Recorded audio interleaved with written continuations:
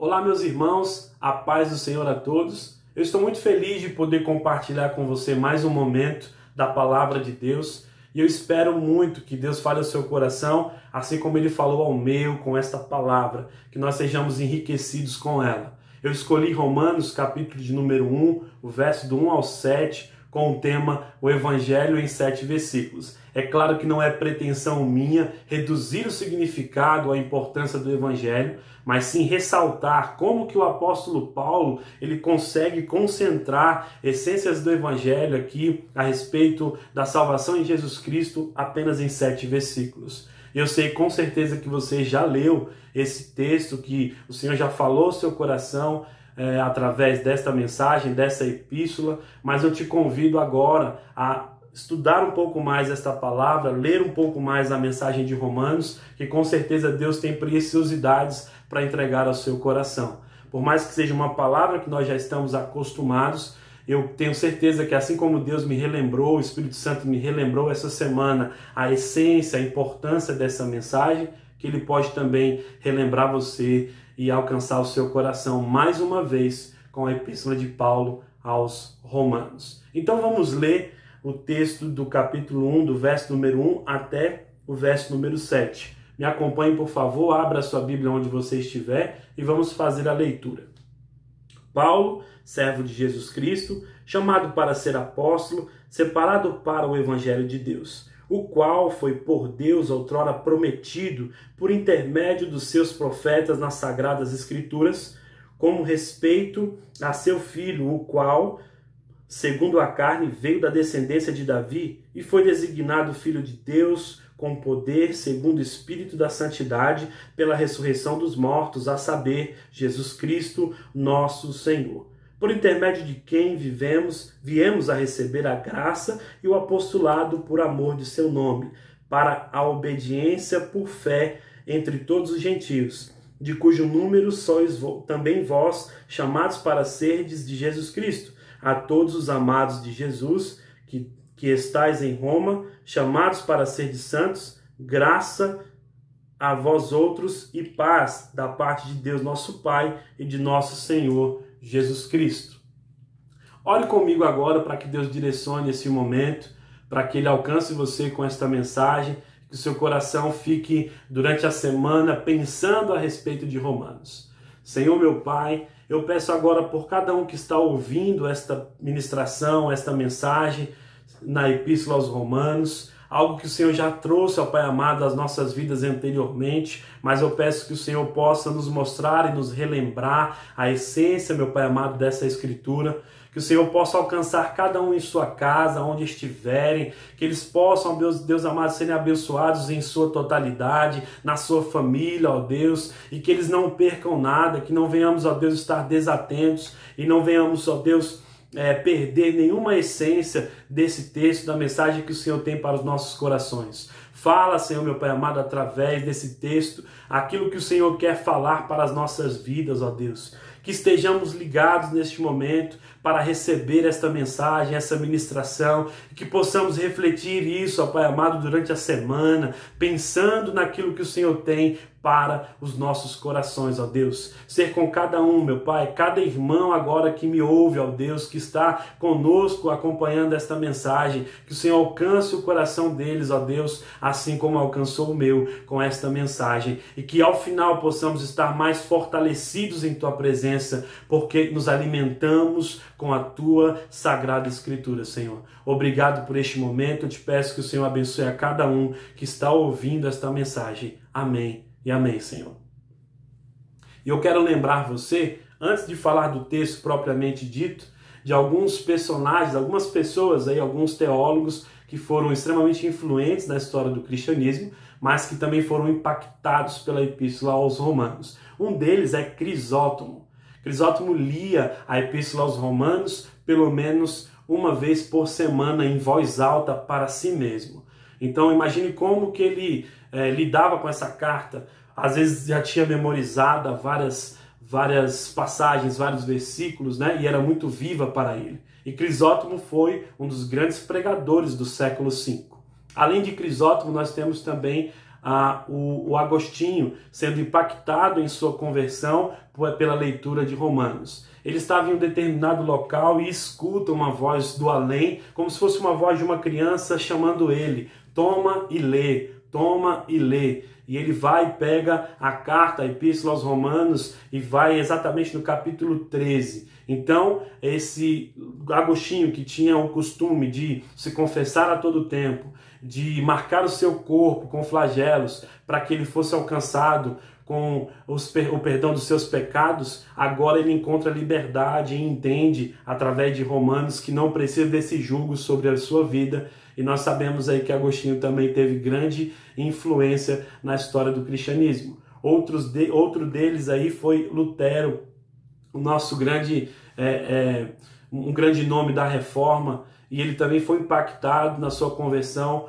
por esta epístola, quando ele estava fazendo uma exposição a respeito dela em uma universidade. Ao se deparar com os aspectos da justificação, ele compreende a verdadeira essência da justificação e também o seu coração é alcançado pelo Senhor. Nós também temos o John Wesley, em 1738, em uma reunião de oração. Ele também estava participando dessa reunião quando estavam lendo o comentário de Lutero a respeito de Romanos. E ao ler a introdução, o prefácio desse comentário, o seu coração se encheu de alegria, ele também foi impactado, e John Wesley se tornou um dos maiores avivalistas da história do cristianismo. Por que eu estou dizendo isso para você? Para trazer um pouco mais de importância para a profundidade desta mensagem. Eu convido você também que você leia um pouco mais, que você estude um pouco mais, relembre um pouco mais a Epístola aos Romanos, porque com certeza Deus tem algo muito importante para entregar ao seu coração, uma riqueza, uma essência com esta mensagem, porque é um texto muito profundo. Muitos teólogos dizem que essa carta é um manifesto teológico, é uma carta que possui mais profundidade teológica do Novo Testamento, das epístolas do apóstolo Paulo. Ela também possui a maior introdução que nós temos. Não é à toa que eu escolhi parte da introdução para trazer a mensagem de hoje. Ela contém então uma intencionalidade em já anunciar logo na introdução, na saudação, a essência da sua mensagem, o que Paulo pretende entregar. Ele já tenta narrar um pouco aqui dentro da sua própria introdução. Romanos tem o capítulo de número 8, que é o maior capítulo destinado a falar a respeito da obra do Espírito Santo na vida do cristão. Depois você pode ler também e conferir como que é rico a interpretação que Paulo traz a respeito do Espírito Santo. E agora, falando do texto, após falar um pouco da riqueza e da profundidade e das particularidades específicas dessa carta, eu quero te convidar a ler um pouco aqui comigo novamente o verso de número 1, onde você tem Paulo, servo de Jesus Cristo, chamado para ser apóstolo, separado para o evangelho de Deus. Esse primeiro versículo ele é muito extenso. Nós temos a palavra servo, Paulo se colocando como um servo de Jesus. E aqui a essência é muito profunda, porque em alguns tradutores entendem que esse servo é justamente um escravo. E essa palavra ela tem um significado muito profundo, representando justamente uma submissão, uma dependência ao seu Senhor. É claro que alguns não aceitam muito bem a palavra escravo para servo, para a tradução inglesa e portuguesa, porque tem uma conotação negativa. Quando se fala a respeito de jugo que se traz da vida do escravo, açoites, uma vida sobre um jugo pesado de sofrimento, que é trazido para a vida do escravo, que nós sabemos que ocorreu mesmo na história do Brasil, uma escravatura muito forte, muito pesada, e muitos não gostam de associar o servo com o termo escravo por conta disso, por ser aqui servo de Jesus Cristo. Mas independentemente da terminação aqui, da essência, do significado da palavra servo, o que nós temos aqui no texto é a essência de servo, colocando Paulo como aquele que é dependente do Senhor. Ele se entrega como aquele que está submisso Aquele que não faz nada por si só, mas ele entrega a sua vida e reconhece que Deus, que Jesus é o seu Senhor. Então ele é servo dele, a ponto de ele fazer toda a sua jornada, designar toda a sua vida para se envolver com Jesus, sem que ele faça algo por si só. Então ser servo aqui não é simplesmente a palavra em si que está sendo ressaltada, mas de quem é servo. A essência aqui é trazer que somos servos de Jesus Cristo, o nosso Senhor. Nós somos servos de Jesus e quem é servo tem uma relação de vivência de obediência. Essa é a essência aqui. Trazer a mensagem de que Paulo, ao se apresentar primeiramente como menor, ele não dá a essência aqui primeiramente ao seu apostolado. Ele fala primeiramente que é um servo de Jesus. E ser servo tem esse significado de representar que nós somos aqueles que vivem em obediência, em devoção ao nosso Senhor Jesus. Depois de servo, Paulo escreve chamado para ser apóstolo. Muito interessante esta mensagem, esta palavra também relacionada com o apostolado dele, não significando apenas aquilo que ele foi chamado para fazer. Nós sabemos que Paulo ele foi chamado para o seu apostolado com certeza em Atos capítulo 9, quando ele está a caminho de Damasco e ele é impactado, ele recebe a visita ali de Jesus, ele cai do cavalo e ele tem um processo de conversão. Com certeza nesse período Paulo foi chamado de fato para o seu apostolado com um objetivo específico. Mas ele vai muito além. Em Gálatas ele também fala que ele foi chamado desde o ventre da sua mãe. Então Paulo reconhece que o seu chamado é algo estabelecido pelo Senhor. E antes dele se colocar como apóstolo, ele reconheceu que ele era um servo de Jesus. Só em seguida ele fala que ele foi chamado para ser apóstolo. E esse apóstolo aqui vai muito mais além, não é somente o chamado de Paulo, mas também a mensagem apostólica que Paulo quer introduzir através desse prefácio de saudação que ele faz em Romanos. Em seguida ele diz separado para o Evangelho de Deus. Então Paulo combina o versículo 1 com o propósito. Por que sou servo, sou obediente, vivo em devoção ao meu Senhor? Eu fui chamado para o apostolado. E esse ser apóstolo de Paulo tem um objetivo, e ele diz que é para o Evangelho. Eu sou separado para o Evangelho de Deus. Interessante que ele não coloca o Evangelho como um evangelho seu. Não é o Evangelho de Paulo, é o Evangelho de Deus. Ou seja, aquilo que ele está apresentando não é da parte dele, ele apresenta da parte de Deus para os romanos, para os gentios em Romanos, os cristãos gentios em Romanos, para os judeus que estão aqui em Roma. Para essas pessoas que receberam a carta de Paulo, ele está se apresentando como aquele que, depois do que eu vou falar aqui, tudo que eu vou falar, estou falando através do meu Senhor. É Ele que tem o Evangelho para entregar a vida de vocês. E eu vou mostrar o poder, a essência deste Evangelho. Então é muito interessante esse primeiro versículo em relação à identidade de Paulo, para que a gente possa discorrer depois nos demais e entender a essência do Evangelho, precisamos antes encontrar a nossa identidade no Senhor. Esse versículo fala muito sobre identidade. Paulo reconheceu quem ele era e depois ele reconheceu, sendo servo, o seu chamado. E ele entendeu que o seu chamado, o que ele faz de fato, é para o Evangelho. E nós devemos também cair na mesma conclusão. Devemos entender que somos servos de Deus e assim devemos viver em obediência a Ele. Só então vamos ressaltar o nosso chamado ou simplesmente compreender o nosso chamado. Muitas pessoas estão preocupadas, meus irmãos, com a ideia de chamado, tentando entender qual é o seu chamado. Eu fui chamado para quê? Para realizar qual tarefa? E fica preso nessa questão e acha até que tem que desenvolver alguma atividade na igreja para que ela possa entender qual é de fato o seu chamamento, qual foi o seu chamado.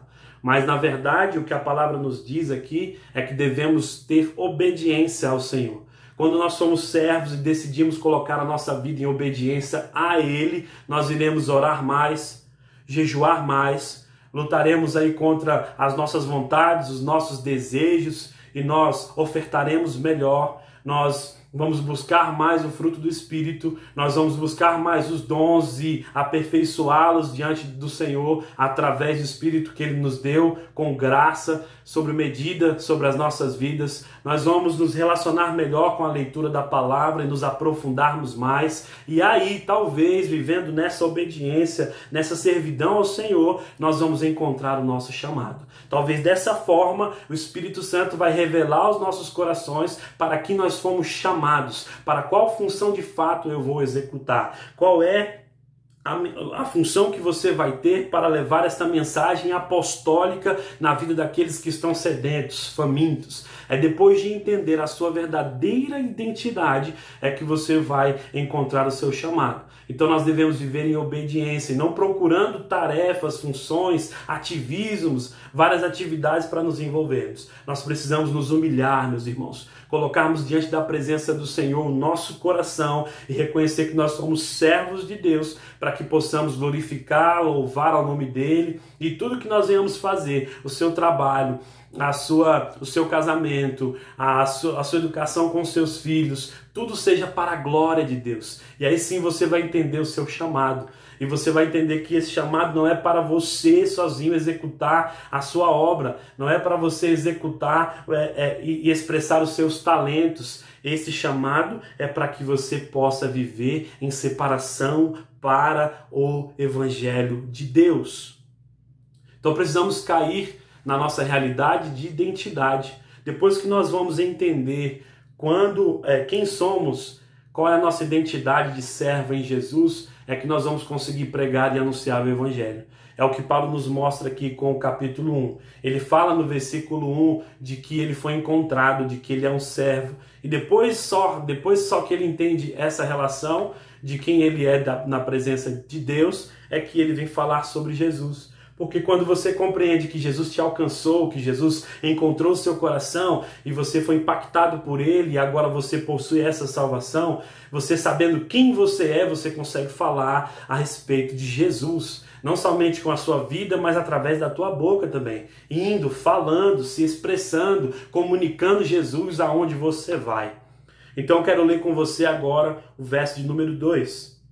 O qual foi por Deus outrora prometido por intermédio dos seus profetas nas Sagradas Escrituras. Quem foi prometido? O Evangelho. Separado para o Evangelho, o Paulo diz, depois ele diz o que outrora foi prometido por intermédio dos profetas nas Sagradas Escrituras. Olha o que Paulo está fazendo. Ele está dando ênfase à mensagem que ele está pregando. Ele está dizendo que este evangelho, que não é dele, mas que o encontrou, ele está anunciado pelos profetas nas Sagradas Escrituras. Paulo está fazendo uma relação profunda aqui entre a antiga e a nova dispensação. Ele não está descredibilizando aquilo que estava no Antigo Testamento. Ele está dizendo, ei, a mensagem que eu vou levar até vocês e que vocês vão continuar levando até as outras pessoas, não é invenção da sua cabeça, não é um conto que te criaram, que contaram para você. É algo que está nas Escrituras, foi prometido pelos profetas que foram levantados pelo Senhor. Isso é muito sério, meus irmãos, porque o profeta no Antigo Testamento, ele era aquele que representava a palavra, a voz de Deus. E esses profetas anunciaram o propósito principal das Escrituras e dos profetas era anunciar o Messias, Jesus. E Paulo está dizendo que depois de que ele reconhece quem ele é e que ele foi salvo e encontrado por este Evangelho, agora ele sabe que este Evangelho é aquele que eles prometeram nas Escrituras, que os profetas falaram. E quem é este Evangelho? Nós vamos ler aqui quem foi prometido nas Sagradas Escrituras. No verso 3 diz, com respeito ao seu filho, o qual, segundo a carne, veio da descendência de Davi. O Filho de Deus é aquele que foi prometido. Então Paulo está dizendo, o cumprimento aconteceu. Este filho, ele nasceu na descendência de Davi. Ele é homem, ele veio da descendência da mulher, de Maria. Ele nasceu em sua carnalidade como homem, como estava prometido nas Escrituras. Então Paulo está falando do cumprimento de quem era Jesus. Ele é realmente aquele que foi nascido como homem. Foi anunciado pelas Escrituras. E agora vamos ler o verso 4. e foi designado Filho de Deus com poder, segundo o Evangelho da santidade pela ressurreição dos mortos, a saber, Jesus Cristo, nosso Senhor. E ele fala aqui que ele morreu e ele ressuscitou, e ele é santo. Então isso é determinante para entendermos que ele está falando de Jesus. Ele termina esse verso falando Jesus Cristo, nosso Senhor. Aquele que morreu e ressuscitou, que é santo, é o nosso Senhor. Então, assim como João, que tem um evangelho que levanta a essência de Jesus como Deus, Jesus é o Filho do Deus vivo, isso significa que ele é o próprio Deus. Paulo também está falando que o nosso Jesus, a boa nova que nós estamos pregando e anunciando, ele é o próprio Deus, porque ele vai falar isso mais à frente, quando ele diz Jesus Cristo, nosso Senhor, no final do verso 4. Então ele está reconhecendo quem é Jesus. Olha a sequência interessante que Paulo está trazendo para os nossos corações. Paulo compreende quem ele é, que ele é servo. Então ele entende que para que foi chamado, que o seu chamado é separado para o Evangelho, ele vive para anunciar o Evangelho. Não é à toa que Paulo, na essência dessa epístola, no pano de fundo dessa epístola, ele tem a intenção de visitar os romanos. Um dos pontos aqui de propósito da carta é que ele quer visitar os romanos. E ele também quer levar a oferta que ele estava colhendo dos gentios na igreja de Jerusalém. Então Paulo estava em Corinto, provavelmente quando escreveu essa carta aqui, talvez na casa de Gaio, provavelmente em sua terceira viagem.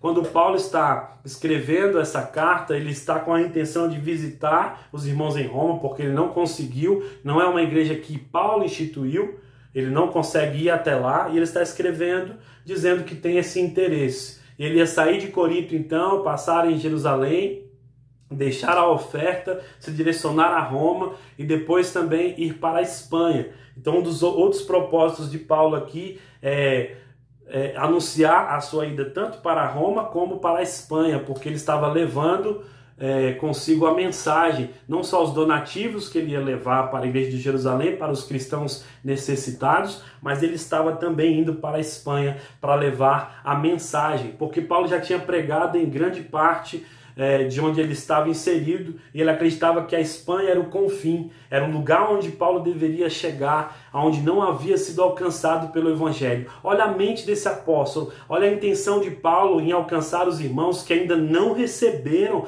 a mensagem que nós temos aqui hoje lendo. Não tinha nada escrito do Novo Testamento, mas Paulo estava construindo a sua jornada e queria levar a mensagem a esses irmãos que não foram alcançados. Então, para Paulo, o confim da terra era a Espanha, ainda não havia sido alcançada, e Paulo queria chegar até lá para levar essa mensagem ao coração daqueles irmãos que estavam ali naquela igreja, naquele lugar que não tinha igreja ainda. Ele queria evangelizar, o desejo dele era levar a mensagem para quem não recebeu. E a preocupação de Paulo é tão grande que ele está pensando no futuro na Espanha, mas ao mesmo tempo está pensando numa igreja que já está estabelecida em Roma, e ele está preocupado com aquela igreja. Então este é um dos seus propósitos. Além deste propósito, Paulo também quer tratar de alguns assuntos sobre a sua figura pessoal. Por isso que ele vem descrever que tipo de evangelho ele está levando, porque foi acusado de heresia, foi acusado de anular a lei, e nós vimos aqui no verso 3, que na verdade, no verso 2, no verso 3, que na verdade Paulo tem uma relação muito profunda com a Escritura, com a lei. Ele não está descredibilizando, mas está trazendo essência, que é o próprio Jesus. Mas para a época isso era muito conflitante, alguém que vem falar de graça. Então Paulo estava sendo acusado também naquele lugar, e ele queria levar uma mensagem específica para aquele povo, para mostrar quem ele era e que evangelho ele estava levando. Outro propósito que Paulo designa na sua carta aqui é que ele pretende ir até aquele lugar para resolver as questões entre gentios convertidos e judeus convertidos, porque eles estavam em conflito. Havia um certo período em que eles estavam, em que receberam, na verdade, judeus romanos receberam receberam Jesus Cristo, esse evangelho, quando estavam provavelmente em atos quando aconteceu o Pentecostes. Então eles receberam esta mensagem ali, nesse grande dia, voltaram para Roma, esses cristãos convertidos agora, e começaram a instituir as suas igrejas. E aí, quando aconteceu de o imperador Cláudio tomar o poder, ele não gostava de judeus e expulsou mais ou menos por 5 anos o pessoal daquela área de Roma, e eles saíram de lá. É mais ou menos nesse momento aí que Paulo se encontra com Áquila, Priscila, e ele fala a respeito disso, que por um decreto eles tiveram que sair de Roma. Depois, quando o decreto acaba, Cláudio morre, eles retornam. Mas nesse período em que o povo judeu sai de Roma, quem domina a igreja são os gentios. Então, quando os judeus retornam, eles têm culturas, pensamentos diferentes, justamente sobre a sua fé, sobre Jesus. E muitos estavam confusos, se esperavam Jesus ou se Jesus já vinha vindo. Era uma confusão, e isso dividia esse povo. Então, Paulo estava resolvendo várias questões sobre justificação e trazendo a essência de quem era Jesus, sobre o Evangelho. Por isso essa epístola é tão profunda. E aí eu ressaltei agora o propósito, justamente para que a gente venha entender para que nós somos chamados, destinados. Paulo mostra com isso que ele leva uma vida para o Evangelho, uma vida destinada ao Senhor. Tudo que ele faz, ele entrega a Deus. Nós podemos fazer isso, podemos dizer isso, meus irmãos, que tudo que nós estamos vivendo, o nosso trabalho, o nosso casamento, a nossa casa, os nossos filhos, os nossos estudos, tudo que nós estamos tendo em nossas mãos para administrar o nosso recurso, o nosso dinheiro é de Jesus, é para o Evangelho, nós estamos vivendo essa essência. E eu volto com você naquela construção que nós estávamos fazendo. Encontramos ali então Paulo reconhecendo como servo, que o seu chamado é para o Evangelho, o seu apostolado é para servir o Evangelho, esse Evangelho que é de Deus. No verso 2, ele fala que esse Evangelho foi prometido por Deus através dos profetas nas Sagradas Escrituras. Então ele fala que esse Jesus é um Jesus histórico, é um Jesus que faz parte da antiga e da nova aliança, que ele foi prometido, e que esse Jesus, no verso 3, ele é filho, o filho do qual é nascido da carne, da descendência de Davi, ele é nascido de mulher, e aí se cumpre a promessa, o que diz nas Escrituras. Depois ele vai dizer que este filho, ele é designado para o Espírito da santificação pela ressurreição, porque é assim que ele ressalta que ele é Deus, quando ele é ressurreto, porque ele é o único que tem poder para vencer a morte, e por ele ser santo, não ter pecado, estar como o Espírito Santo, ele consegue vencer a morte e ser ressurreto. E isso nos mostra que esse Jesus Cristo, a saber, é o nosso Senhor.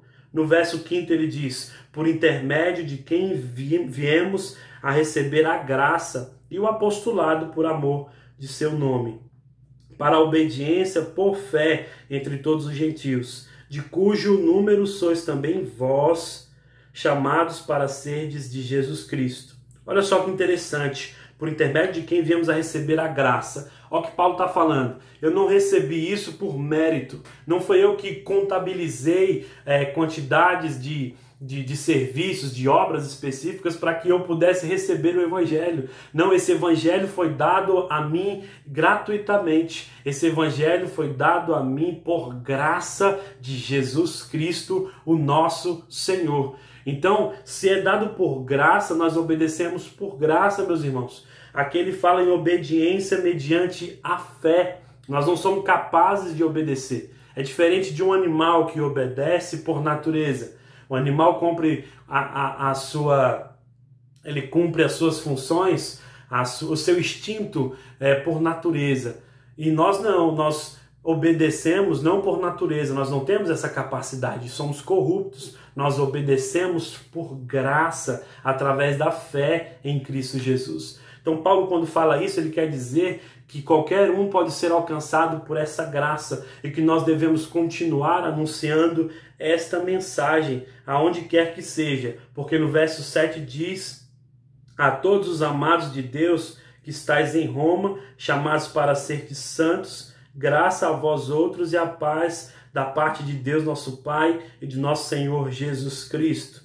Olha aqui, no verso 6, ele fala que os números, quais sois chamados vós para serdes de Jesus Cristo. E no verso número 5, ele fala, por amor do seu nome, para a obediência de fé entre todos os gentios. Então, é uma mensagem abrangente para todos os gentios, todos os judeus, não importa a nacionalidade, não importa onde essas pessoas estão, nós podemos alcançá-las através deste evangelho que Paulo está representando. Ele é vivo, é um evangelho eficaz, nós podemos continuar divulgando, continuar anunciando as boas novas àqueles que estão conosco. Mas Paulo não faz só isso, ele não diz que é mundial, que é para todos, ele estrita a sua relação. Ele fala, vocês, todos amados que estáis em Roma. Então isso significa, meus irmãos, que não só mundialmente nós podemos pregar o evangelho, mas que a nossa cidade pode ser alcançada por esse evangelho, que o nosso vizinho pode ser alcançado por esta mensagem, que o nosso irmão que está no nosso trabalho pode ser alcançado por esta mensagem, que alguma pessoa da sua família que ainda não foi alcançada por esse evangelho pode ser alcançada. E não é papel seu trazer a conversão para essas pessoas, pois aqui diz que essa obediência ela vem por fé. E como é graça de Deus, não nos diz respeito. O que nós devemos fazer é viver em obediência, atrás de obediência, anunciando o Evangelho, fazendo a nossa parte, porque quando nós recebemos o Evangelho, nós não conseguimos conter para nós. Eu me lembro quando o pastor Arlington passou, no último domingo, aquele vídeo daquela série The Chosen, muito interessante, fazendo ali uma análise, uma representação daquele diálogo da mulher que estava no poço. E aquela mulher, aquela samaritana, quando ela recebe Jesus, ela fala, eu não consigo conter Jesus para mim. Ele me falou tudo que eu precisava saber a meu respeito. E é isso que eu estou falando nessa mensagem aqui com vocês, meus irmãos. Paulo diz, o Senhor me disse tudo o que eu precisava saber a meu respeito. E eu quero que você possa dizer também em sua casa, o Senhor me disse tudo o que eu precisava saber a meu respeito, que eu sou servo de Jesus Cristo e que tudo que eu faço eu fui chamado para levar uma mensagem apostólica, que eu sou separado para o Evangelho. Eu quero doar a minha vida, que eu quero viver em essência com o Senhor, com o Espírito Santo em minha vida. Que eu, que reconheci esse Evangelho, quero anunciar, eu não consigo guardar só para mim. Eu tenho que sair compartilhando com as outras pessoas, falando a respeito dessa verdade, porque ela é profunda, ela é eficaz. Essa verdade ela não é só de mim, essa verdade está nas Escrituras, em todos os lugares dessa palavra fala a respeito do Messias. É boa nova, meu irmão, é salvação. Não dá para guardar para si, já que por graça nós estamos fazendo parte dessa festa, vivenciando esse reino aqui nessa terra, que nós possamos abrir a nossa mente para divulgar esta mensagem para as outras pessoas. E ao chegar a elas, você pode ter um evangelho completo aqui, só do verso 1 ao verso 7. Porque você consegue entender quem é esse Jesus, que é nascido de mulher, pela promessa que foi dada da descendência de Davi, e ele é um Deus, que ele é vivo, ele ressuscitou, ele venceu a morte, e ele alcançou o meu coração, alcançou o seu coração, e ele pode alcançar os confins da terra, ele pode alcançar também a sua casa, o seu vizinho, o seu amigo, o seu familiar. E aí, Paulo insere todo mundo nesta mensagem, e nós entendemos também com esta mensagem, com esse término aqui, com esse final desses versículos, que isso é para nós também, é para o nosso coração. Nós devemos nos envolver, meus irmãos, com esta mensagem que o Senhor nos entregou. Paulo entrega isso aqui com tanta intensidade para um público específico.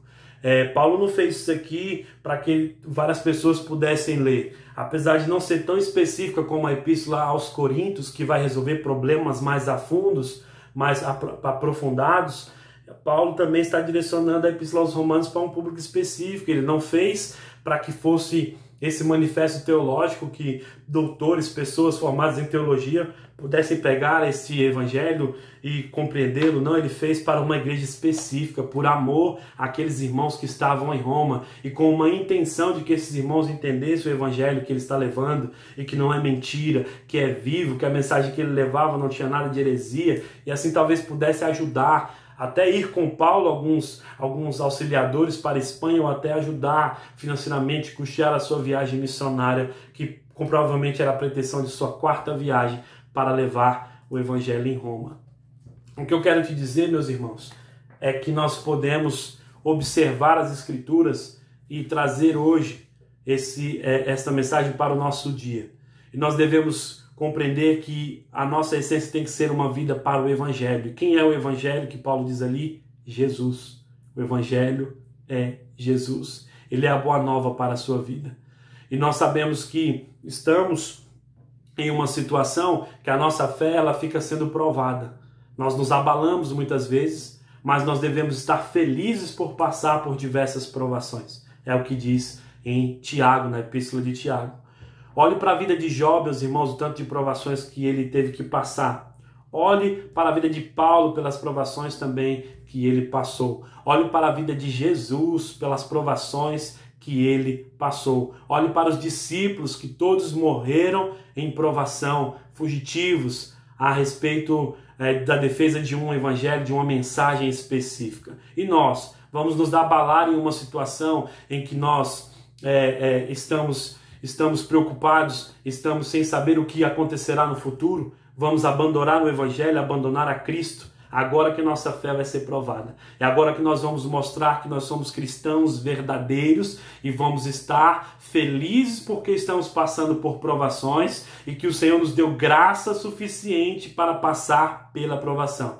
Então que a sua oração essa semana seja essa. Quando você passar por algum momento de provação, que você possa pensar no Senhor e pedir a Ele que Ele envie graça suficiente, porque Ele dá graça medida para que cada um passe pelas suas provações. Eu não estou descredibilizando ou sendo aqui insensível com a questão de cada um. Nós sabemos que a situação no nosso país, no mundo todo é de calamidade, no lugar em que estamos vivendo, mas eu quero te trazer a memória ao Evangelho, meus irmãos, porque a nossa esperança ela tem que ser em Jesus. O ponto final tem que ser Cristo. Aquilo que determina quem somos e como vamos continuar agindo tem que ser Jesus. Não pode ser outra coisa. Não devemos perder o propósito, não devemos perder o foco.